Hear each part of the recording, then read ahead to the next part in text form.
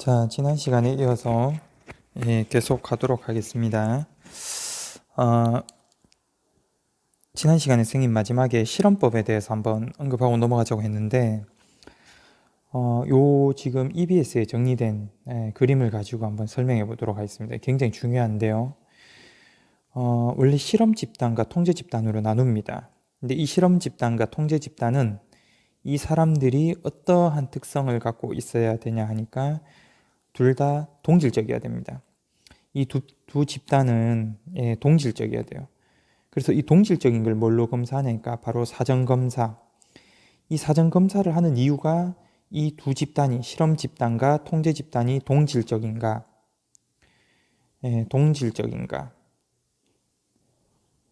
알아보는 것입니다. 예를 한번 들어볼게요. 매일 식후에 아이스크림 하나씩 먹으면 매일 식후에 아이스크림 한 개 먹으면 체중이 증가할 것이다. 뭐 어쨌든 체중 증가, 아이스크림 식후에 한 개씩 먹으면 체중이 증가할 것이다 라는 가설을 세우고 실험을 했습니다. 그러면은 여러분들 한번 봅시다. 실험 집단과 통제 집단으로 나누면은 실험 집단에 뭘 해야 됩니까? 얘들은 실험 처치 뭘 해야 됩니까? 아이스크림을 먹여야 되겠죠. 식후에 무조건 한 개씩 먹여야 됩니다. 먹기 싫어도 먹어야 됩니다. 그러면 이 아이스크림이 바로 뭐가 되냐니까 독립변인이 되겠죠. 원인이 되겠죠. 체중 변화의 원인이 됩니다. 체중 증가에. 그럼 이 체중이 뭐가 됩니까? 종속 변인이 되겠죠. 맞습니까? 통제 집단은 아이스크림을 먹이면 안 됩니다. 그래서 여러분들 중요한 것은 사전 검사를 왜 하는가? 바로 실험 집단과 통제 집단이 동질적인가 확인해 보기 위해서입니다. 즉 얘들이 원래 체중이 비슷한 사람들로 구성되어 있어야 됩니다. 체질이 비슷해야 돼요. 그게 무슨 말이냐니까 어떤 사람들은 두 집단 나누는데 한 사람들은 운동을 굉장히 열심히 한 태능 선수촌 사람들과 살이 많이 찐 사람들로 구분을 해서 이런 실험을 하면요 결과가 이상해집니다. 왜? 뭐 온몸이 근육질로 만들어진 사람들은 식후에 아이스크림 한 개 먹는다고 해서 체중이 증가하지 않습니다. 근육이 많아서요. 하지만 몸에 지방이 많은 사람들은 식후에 아이스크림 한 개씩 먹으면 금방 체중이 증가하게 돼버려요. 그러니까 이 실험은 올바른 실험이 될 수가 없습니다. 그래서 어떻게 합니까? 사전검사를 통해서 원래 두 집단의 사람들이 비슷한 체질, 그러니까 실험 집단도 지방이 많은 살찐 사람들이라면 통제 집단도 마찬가지 사람들이어야 되고, 실험 집단이 근육질의 사람들이라면 통제 집단도 근육질의 사람들로 구성이 되어 있어야 하는 겁니다. 알겠죠? 그리고 사후 검사는 역시 뭐라는 겁니까? 종속 변인을 다시 한 번 더 측정하는 겁니다. 뭘 측정한다고요? 체중을 다시 측정해 보는 겁니다. 그래서 비교해 보는 것, 이것이 바로 실험법입니다. 여러분들 시험에서 많이 물어볼 수 있는데 사전 검사와 사후 검사를 하는 요인은 뭐냐? 독립 변인이 아니고 종속 변인이다 라는 걸 알아두고요. 그 다음에 실험법에 있어서 완벽한 실험을 하려고 하면, 정확한 실험이 되려고 하면 중요한 게 또 뭐가 있습니까? 외부 변인의 개입을 엄격히 통제해야 된다 하는 거 중요합니다. 외부 변인. 외부 변인이 뭡니까? 여기에서는 식후에 아이스크림 한 개씩을 먹으라고 했는데, 만약에 통제 집단에 있는 사람들이 아이스크림은 안 먹었지만 밥 먹고 사탕을 하나씩 까먹는 거예요. 그러면 아이스크림은 안 먹었지만 체중이 증가할 수도 있고요. 이 위에 사람들이 아이스크림을 먹긴 먹었습니다. 실험 집단 사람들이. 하지만 식후에 이 사람들이 아이스크림 먹고 운동을 해버린 거예요. 그러면 체중이 오히려 감소할 수도 있습니다. 그러니까 실험에 영향을 줄 수 있는 외부 변인을 엄격히 통제한 상태에서 실험을 해야 됩니다. 그래서 실험법이 자료 수집 방법 중에서 굉장히 통제된 상황에서 해야 되기 때문에 인간을 대상으로 하는 이 실험법에 있어서 문제점이 무엇이냐 하는 거 요 위에 나오고 있습니다.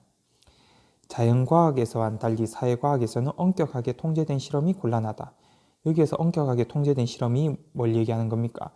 외부 변인의 개입을 엄격히 통제하기가 어렵다라는 것입니다. 사람이니까요. 예. 자, 실험법은 워낙 중요해서 선생님이 한번 짚고 넘어가도록 했습니다. 자, 그 다음에요. 기출문제 한번 보도록 하겠습니다. 예. 자, A에서 D 자료 수집 방법입니다. 여러분들 시험에서 많이 풀어봤을 테고 역시 매년 수능에 한 문제씩 나오는 문제입니다. 연구 사례에 보니까 갑은 소방관 스트레스 완화 방안에 대한 연구를 위해 상담 사례집 내용을 분석하여 스트레스 유형을 분류하고 갑은 상담 사례집을 분석했습니다. 문헌 연구죠. 예, 문헌 연구. 스트레스 유형을 분류하고 비구조화된 질문으로 소방관들과 심층 면담을 하였습니다. 면접. 그러니까 A와 C가 뭔지는 모르지만 하나는 문헌 연구, 하나는 면접이다. 밑에 을을 보니까 소방관 근무 만족도 연구에 필요한 설문 문항 개발을 위해 선행 연구를 검토했다. 선행 연구하는 건 뭘로 한다고 했습니까? 문헌 연구를 하죠. 문헌을 통해서 선행 연구, 미리 연구해 보는 겁니다. 질문 내용을 구성하고 30개의 구조화된 문항을 통해 소방관 500명을 대상으로 이렇게 되어 있습니다. 500명 대상으로 한 건 뭡니까? 예, 질문 구성, 질문지법이죠. 대규모의 자료를 수집할 수 있다. 위에 C와 C가 공통되고 있습니다. 맞죠? 맞습니까? 그럼 뭐겠습니까? C가 바로 문헌 연구가 되겠습니다. 위에도 문헌 연구, 밑에도 문헌 연구가 나오니까 C는 문헌 연구가 되겠습니다. 그 다음에 병은 소방관 안전 실태 연구를 위해 6개월간 소방관들과 함께 생활하면서 그들이 겪는 위험상을 관찰했습니다. 참여 관찰. 정서적 교감이 형성된 소방관 15명과 깊은 대화를 통해 현장에서 느끼는 위험 요인에 대해서 조사를 하였다. 15명과 깊은 대화를 했는 거니까 면접법이죠. 여기 A가 있고 위에 A가 있습니다. A는 공통적으로 면접이 되겠죠. D는 참여 관찰, B는 자동으로 질문지법 이렇게 되겠습니다. 자, 지문에 시간과 장소의 제약이 크다. C는 A에 비해서, 문헌 연구는 면접법에 비해서 아니죠. 문헌 연구는 언제 어디서든지 도서관에서도 할 수 있고 인터넷으로 할 수도 있고 시간과 장소의 제약이 없습니다. 자, 통계적으로 처리하기 용이한 것은 질문지겠죠. 그 다음에 연구자의 가치가 개입될 가능성이 크다. 뭐겠습니까? 질적 연구가 되겠죠. 그러니까 질적 연구에 해당하는 면접과 참여 관찰이 되겠습니다. 조사 대상자의 언어적 상호작용이 필수적이다. 대표적으로 면접이라든가 질문지법이 되겠죠. 질적 연구에만 사용 가능하다. 쌤 밑에 한번 정리를 해봤는데 언어적 상호작용이 필요한 것은 면접과 질문지법, 언어적 상호작용이 크게 필요 없다. 참여관찰법과 문헌연구법이 있습니다. 자, 밑에 문제 한번 보겠습니다. 9월 모평 문제입니다. 작년 9월 모의평가 문제 보니까 계량화가 용이한 방법인 A를 활용해 연구해보세요. 질문지입니다. 왜냐하면 셋 중에 하나라고 했으니까요. 언어적 상호작용이 필수적인 B입니다. 그러면 질문지와 면접법 중에 하나인데 이미 질문지가 나왔으니까 뭡니까? 면접이죠. 실제성이 높은 생생한 자료입니다. 참여관찰법이죠. 문맹자에게 사용하기 유리하다. 뭡니까? 면접이라든가 참여관찰이 되겠죠. 그 다음에 두 번째, 연구자의 주관이 개입될 가능성을 얘기했습니다. 주관 개입되는 건 전부 다 질적 연구라고 했죠. 근데 그게 낮은 거라고 했으니까 뭡니까? 질문지법이 되겠죠. 예상치 못한 상황을 통제한다. 이런 얘기 나오면 다 뭡니까? 참여 관찰이죠. 참여해서 몰래 관찰하고 있었는데 갑자기 돌발 상황이 발생하는 겁니다. 심층적으로 파악하기 용이하다. 이건 전부 다 질적 연구에 해당한 겁니다. 좀 넘어가도록 하겠습니다. 여러분들 지금 3번과 같은 문제, 이거는 작년 6월 모평 문제입니다. 많이 풀어봤죠? 많이 풀어봤을 겁니다. 한번 질문 한번 볼까요? 부모님 중 학력이 높은 분의 최종 학력은 무엇입니까? 크게 문제가 없는 것 같아요. 질문에 답변에도 중졸 이하, 고졸, 대졸, 대학원졸 크게 문제가 없는 것 같습니다. 2번에 역활동에 쓰는 시간은 얼마나 됩니까? 쌤 적어놨지만 기준이 없죠. 하루에 몇 시간인지, 일주일에 몇 시간인지 이 기준이 없기 때문에 답변하기가 애매합니다. 이 질문에는 하루에 역활동에 쓰는 시간은 얼마가 됩니까? 이렇게 고쳐줘야 되겠죠. 문제가 있습니다. 3번에 보니까 여가 시간에는 주로 어떤 활동을 합니까? 이렇게 답이 쭉 나와 있는데 선생님은 여가 시간에는 주로 어떤 활동을 하는가? 1, 2, 3, 4, 5번 중에서 답을 찍을 수가 없습니다. 왜? 주로 뭐 영화를 본다거나 또는 뭐 만화를 본다거나 뭐 그렇게 합니다. 근데 만화와 영화 두 개가 없습니다. 또는 뭐 술을 마실 수도 있겠죠. 근데 음주도 역시 없습니다. 그러니까 여기 6번에 뭐가 들어가야 됩니까? 없음이라 하면 안 되고 뭐가 들어가야 되죠? 기타가 들어가야 됩니다. 기타. 예, 기타가 들어가야 됩니다.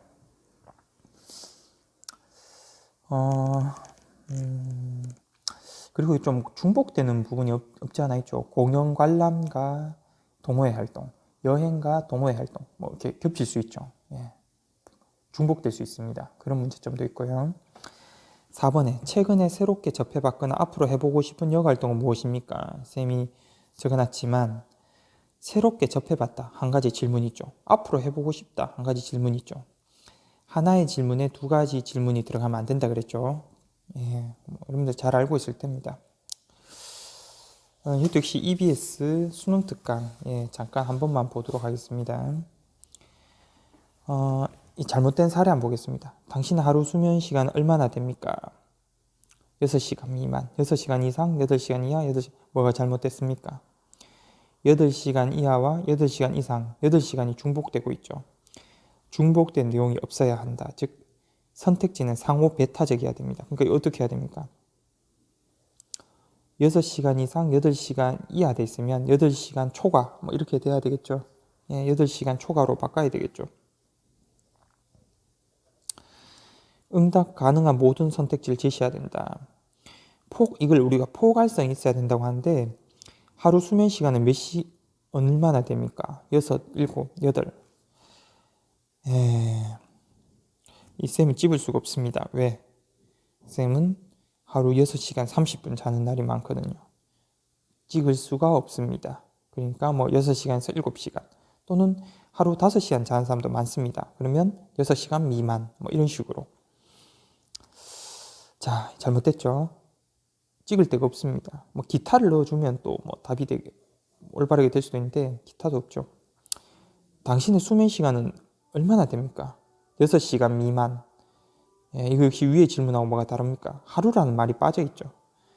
하루라는 거지. 일주일에 6시간 미만?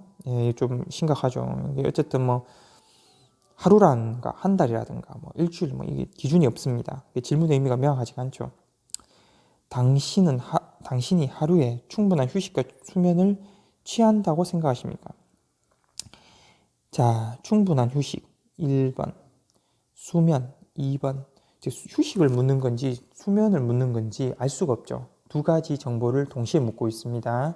이러면 안 된다 그랬죠. 불명하게 해서. 한 가지만 물어야 된다고 했어요. 그 다음에 수면은 건강에 척도라고 합니다. 청소년이 야간기 임금지 정책에 대해 어떻게 생각해요? 앞에 수면이 좋다라고 얘기했는데 청소년 야간기 임금지 정책에 대해서는 당연히 우리가 부정적으로 생각할 수밖에 없겠죠. 이렇게 나오면. 그래서 특정 응답을 유도하는 질문을 해서는 안 된다. 또는 연구자의 가치가 개입된 질문을 해서는 안 된다. 이렇게 해도 되겠죠. 이거 중요합니다. 넘어가도록 하겠습니다.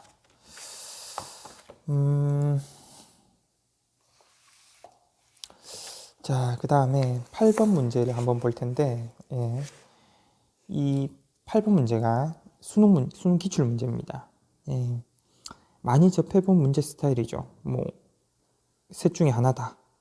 적합한 걸 찾아라. 이래 돼 있습니다. 폭력 예방 교육이 폭력성 감소에 미치는 효과를 교육 전후의 검사를 통해서 측정한다. 폭력 예방 교육을 했을 때 얘가 효과가 있냐 없냐죠. 얘가 뭡니까? 실험 처치, 폭력 예방 교육을 한 집단과 하지 않은 집단을 갖다가 전후 사전검사, 사후검사를 통해서 측정하는 겁니다. 실험법이죠. 청소년 1000명을 대상으로 합니다. 뭐 이거 뒤에 안 봐도 뻔하죠. 질문지겠죠. 설문지 1000장 만들지 않는 이상 이거 1000명 대상으로 다른 자료 수집 방법은 어렵죠. 면접을 1000명 하기도 어렵습니다. 그리고 뒤에 보니까 뭐가 나와 있습니까? 상관관계를 분석한다. 상관관계는 원인과 결과의 관계를 분석한다. 질문지가 되겠죠. 가출 청소년의 가출 동기와 가출 후 생활 및 비행에 이르는 과정을 이해한다. 어떤 가출 동기를 알아보고 과정을 이해하려면 내면을 알아봐야 되겠죠. 면접입니다. 뭐 다 읽어보면 됩니다.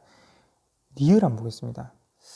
마지막 선지를 보니까 자료 수집 상황에 대한 통제 정도가 굉장히 높은 건 뭐냐? 실험이죠, 실험. 실험은 모든 상황을 통제하고 있어야 됩니다. 그래야 실험이 이루어지지, 뭐 하나 탁 어긋나 버리면은 실험이 외부 요인이 개입해 버린다든가 이러면은 실험이 깨져버립니다. 망해버리는 거죠. 다음 문제로 좀 넘어가겠습니다. 12번 문제. 10번 문제. 계량 역시 또 비슷한 문제입니다. 계량화된 자료를 수집하는데 활용된가? 예라고 있습니다. 이 셋 중에 계량화된 건 뭡니까? 질문지. A. 질문지 끝. 자료 수집에서 연구 대상의 응답이 필수 요건인가? 여러분들 면접하고 참여관찰법 중에 응답이 필수적인 건 뭡니까? 면접이죠. 참여관찰은 내 혼자 관찰하는 거니까 상대방이 응답 안 해줘도 상관없습니다. 맞죠? 그래서 C는 참여관찰, A는 질문지, B는 면접. 어렵지 않습니다. 연구 대상의 주관적인 인식, 질적 연구에 대한 겁니다. 다수를 대상으로 자료를 수집한다. 질문지, 연구자의 직관적 통찰로 해석해야 되는 자료다. 질적 연구, 연구 대상과 연구자 간 신뢰감 형성이 중요하다. 라포 형성해야죠. 라포를 형성해야 된다. 면접이죠. 라포가 형성되면 공감대를 형성한다 이렇게 하죠. 면접에 있어서 가장 중요한 게 라포 형성입니다. 신뢰감 형성. 그러니까 상대방과 신뢰감 형성 안 돼 있으면 면접이 안 되죠. 여러분들 부모님하고 면접한다고 한번 생각해 보세요. 아버지가 갑자기 방에 들어와서 야 우리 상담을 한번 해보자.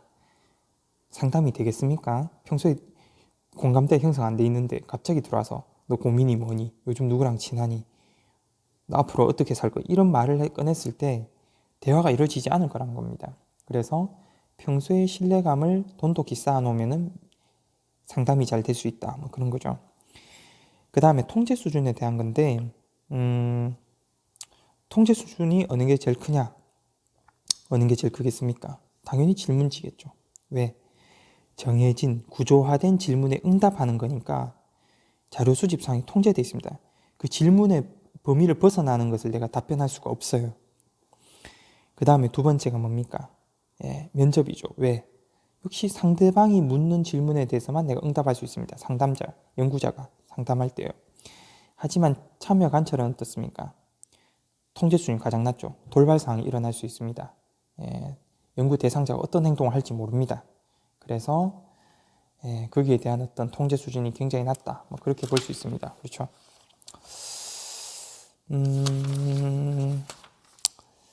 자, 쌤이 굉장히 지금 빨리 하고 있는데 여러분들 영상 보는 시간이 힘들 것 같아서 말을 좀 빨리 했습니다. 자, 이 한 문제만 보고 그만하도록 하겠습니다. 온라인 수업이지만 짧게 하면 기분이 좋죠. 20번에 보니까 자료 수집 방법의 일반적인 특징, 청소년들의 팬덤 문화를 주제로 각자 연구 계획을 발표해 보세요. 답은 청소년들의 팬덤 문화와 소비 양식의 관계를 분석한다. 문화와 소비 양식의 관계, 상관관계를 알아보기 위해서 설문조사한다. 뭡니까? 질문지. 청소년들의 팬덤 문화가 그들에게 어떤 의미를 갖는지 알아보기 위해 팬클럽에 가입해보고 위장 가입하는 거죠. 좋아하지도 않으면서. 예를 들면 무슨 방탄 아이돌 좋아한다. 뭐 좋아하는지 안 좋아하는지 알아보려고 어떤 의미가 있는지 알아보려고 팬클럽에 가입해 보는 거예요. 콘서트장과 팬미팅 현장에 가서 직접 느끼고 확인해 볼 생각입니다. 이 정도 되면 방탄 아이돌에 덕질을 하게 된 거죠. 왜냐? 그렇게 구매하기 어렵다는 콘서트장 티켓을 구입하고 팬미팅 현장에 가게 됐으니까. 참여 관찰입니다. 청소년들의 팬덤 문화 실태를 살펴보기에 최근의 언론 자료와 주요 연구 논문 등을 찾아보았다. 문헌 연구입니다. 1번 보겠습니다. 예상치 못한 상황의 통제가 어렵다.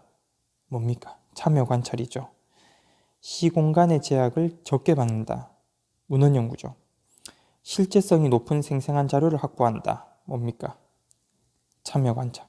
연구 대상에 대한 연구자의 감정이입을 중시한다. 질적 연구에 대한 거겠죠. 1차 자료를 수집한 방법이다. 뭐 질문지를 통해서나 참여 관찰을 통해서 얻는 자료나 이런 것들은 대부분 1차 자료겠죠. 예. 문헌 연구는 뭡니까? 이미 다른 사람이 획득해 놓은 자료를 내가 가공해서 다시 쓰는 거죠. 자료를 수집해서. 이렇게 보면 되겠습니다. 자,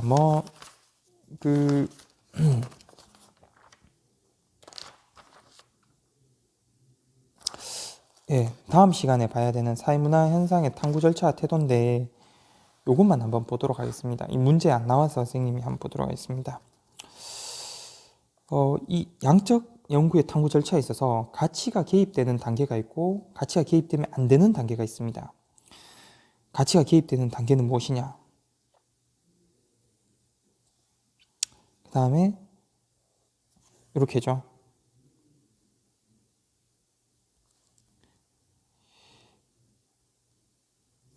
자, 연구 주제 선정에 있어서는 연구자 마음입니다. 연구자 마음이란 건 뭡니까? 연구자의 가치가 개입되었다. 이래 보는 거고요. 가설 설정, 잠정적 결론입니다. 연구자 머릿속에 있는 자기 생각을 결론으로 만들어 보는 걸 잠정적 결론이라고 해요. 게임을 굉장히 싫어하는 사람이 이런 연구를 하죠. 게임을 많이 하는 청소년일수록 학업 성적이 떨어질 것이다. 이런 연구를 하죠. 게임을 좋아하는 학생이라면 어떻게 하겠습니까?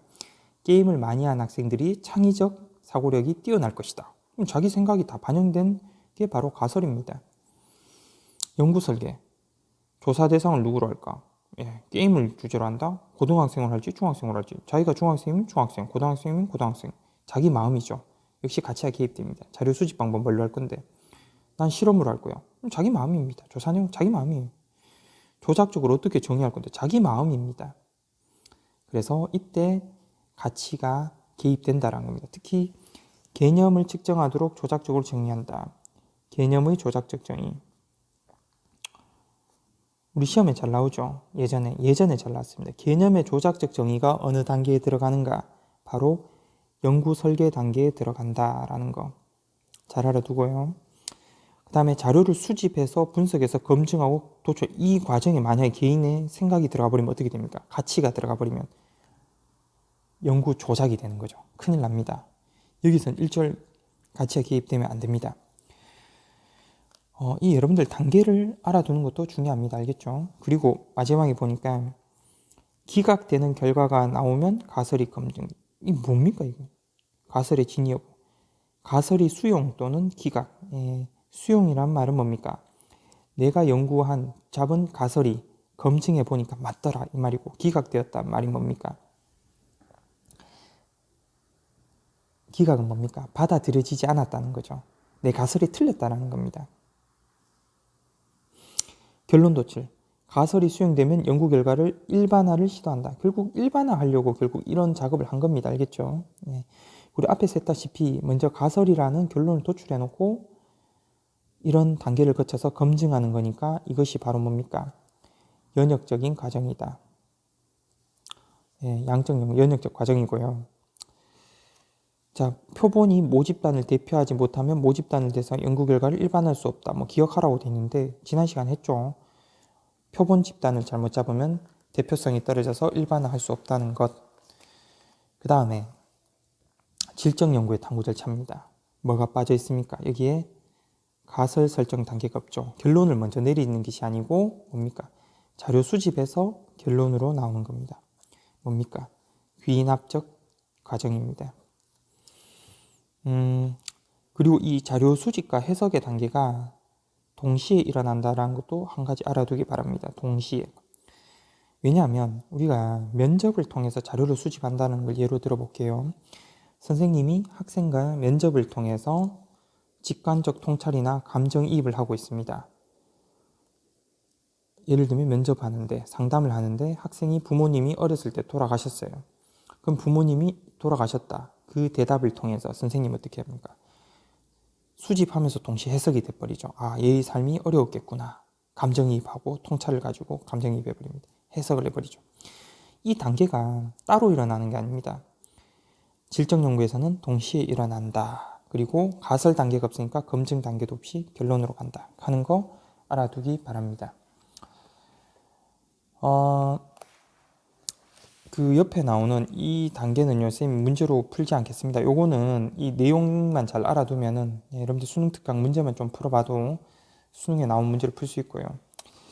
그다음 연구자가 지켜야 할 연구 윤리가 있는데, 요 문제는 주로 이제 언어 영역적 문제로 많이 나옵니다.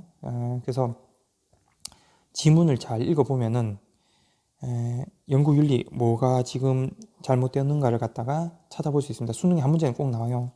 한 문제는 꼭 나오므로, 이게 쌤이 다뤄주진 않지만 여러분들이 꼭 수능 특강이나 완성의 문제를 풀어봐야 됩니다. 자, 오늘은 여기까지 하도록 하겠습니다.